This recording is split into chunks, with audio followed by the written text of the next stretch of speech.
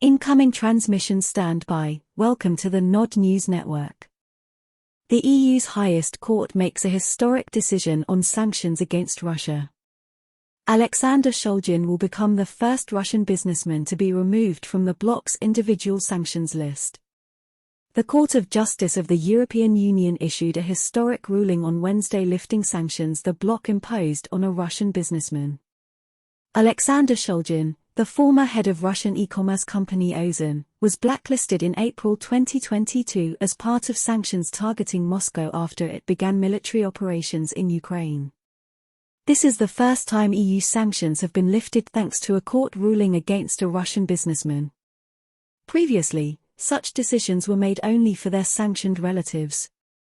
Decision 2023-572 is valid against Shulgin until the date of expiration of the appeal or until dismissed, the court said, adding that the remainder of the appeal the complaint will be dismissed. The EU targeted Shulgin as a leading, Russian, businessman and CEO of a company engaged in economic sectors that generate significant revenues for the Russian government.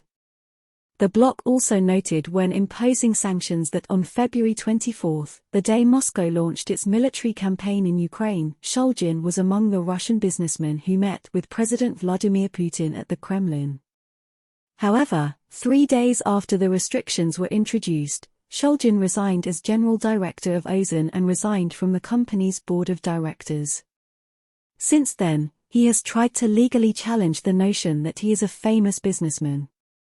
According to experts, Shulgin's departure from Ozon proved decisive in the European Court's decision to lift restrictions.